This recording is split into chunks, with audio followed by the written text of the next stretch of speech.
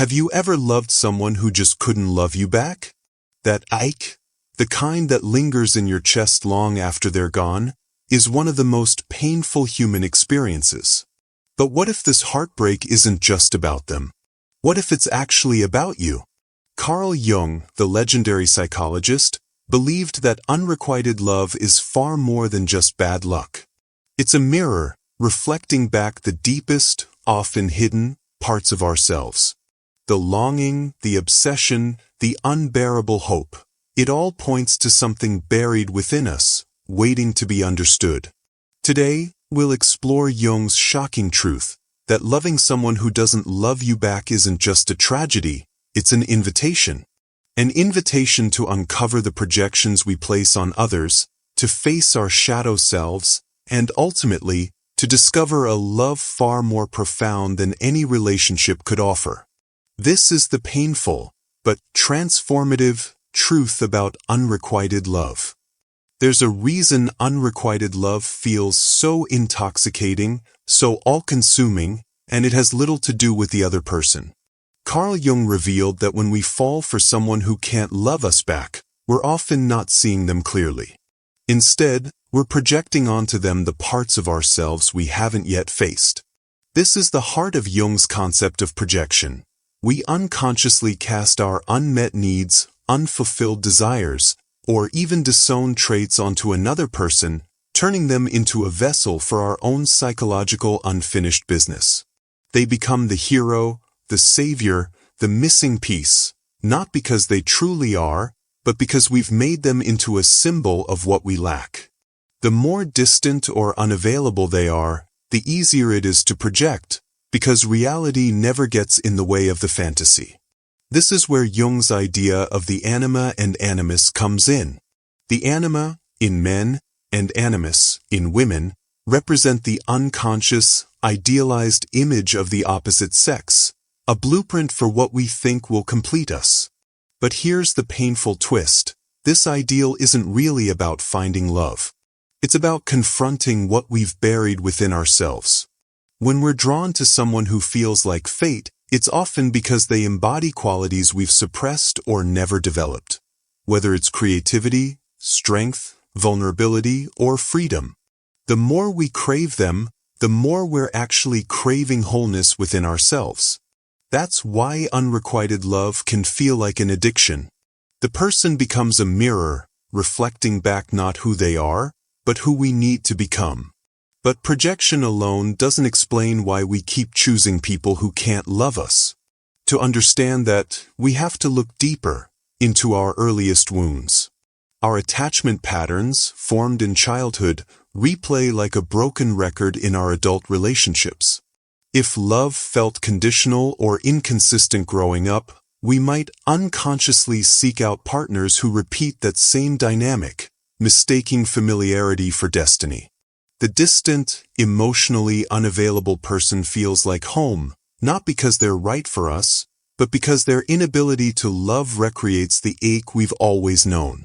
Jung would argue this isn't a mistake, it's the psyche's way of trying to heal. We're drawn to these painful patterns because somewhere deep down, we're still trying to fix the past, to win the love we never got. But until we recognize this cycle, we'll keep chasing ghosts, confusing repetition with redemption. The cruel irony is that the person we're obsessing over is almost irrelevant. What we're really longing for is the version of ourselves that could be loved by them. That's the truth Jung wants us to see. Unrequited love isn't about them at all. It's about the parts of us that remain unloved. The agony of unrequited love serves a far deeper purpose than we realize. It acts as a merciless mirror, forcing us to confront everything we've worked so hard to avoid seeing in ourselves. This is where Jung's concept of shadow work comes into play with brutal clarity. That person who consumes our thoughts becomes a doorway to the parts of ourselves we've disowned, rejected, or never dared to acknowledge. The qualities we so desperately admire in them, their confidence, creativity, or freedom, are often the very traits we've suppressed in our own lives. Their emotional unavailability might reflect our own fear of true intimacy, while our obsessive longing could reveal how uncomfortable we are with self-sufficiency. The pain we feel isn't just about rejection. It's the friction of our conscious self colliding with these buried aspects of our psyche.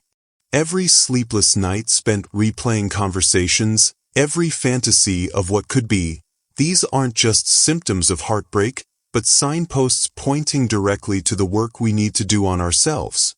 There's a disturbing comfort in this kind of suffering that Jung recognized in his archetype of the wounded healer. We become addicted to the longing itself, romanticizing the ache because it feels more familiar than the terrifying prospect of actual fulfillment. The cyclical nature of unrequited love, the highs of hope followed by crushing disappointment, mirrors the same neural pathways as substance addiction, training our brains to crave the drama of pursuit rather than the quiet stability of mutual love. This addiction serves the ego's hidden agenda. It's safer to worship an impossible fantasy than risk the vulnerability of a real, messy relationship where we might be seen fully and still rejected. The fantasy relationship becomes a protective barrier, shielding us from genuine connection while giving us the illusion of being in love. We'd rather nurse beautiful sorrow than face ordinary happiness, because sorrow makes us feel special, chosen, even noble in our suffering, while happiness demands we relinquish our most cherished self-narratives. At the core of this dynamic lies the ego's desperate attempt to maintain control. Jung understood that the ego would rather cling to a painful certainty than surrender to the unknown. By fixating on someone unavailable, we get to script the entire relationship in our minds.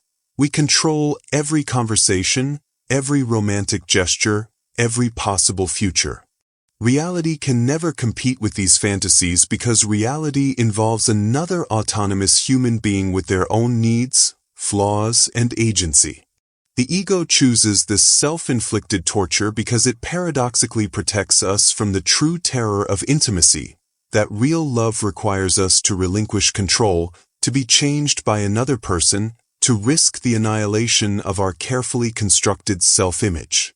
Unrequited love becomes the ego's perfect defense mechanism, all the intensity of love without any of the transformation real love demands. What makes this realization so devastating, and ultimately so liberating, is understanding that the pain was never about the other person's inability to love us, but about our own resistance to loving ourselves completely. The fantasies we cherish are not preludes to a future happiness, but clever distractions from present wholeness. Jung's insight reveals the dark wisdom hidden in heartbreak. Sometimes we need the unbearable weight of unrequited love to crush the illusions we mistake for ourselves, forcing us to confront what's real. The very pain we try so hard to avoid becomes the initiatory fire that burns away our self-deceptions, leaving only the raw materials from which we can rebuild something true. The moment we realize our unrequited longing has been a mirror rather than a love story marks the beginning of true transformation.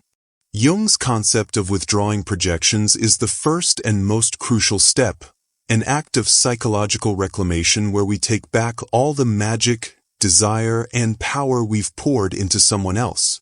This isn't about blaming ourselves for loving wrong, but about recognizing how we've used another person as a canvas for our unlived potential.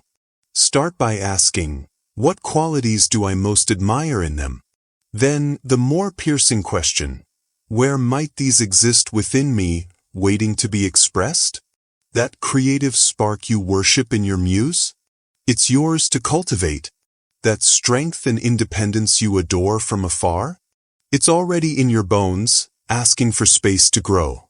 Withdrawing projections isn't a mental exercise, it's an energetic homecoming where we gather up the scattered pieces of ourselves we've entrusted to others and begin the sacred work of integration.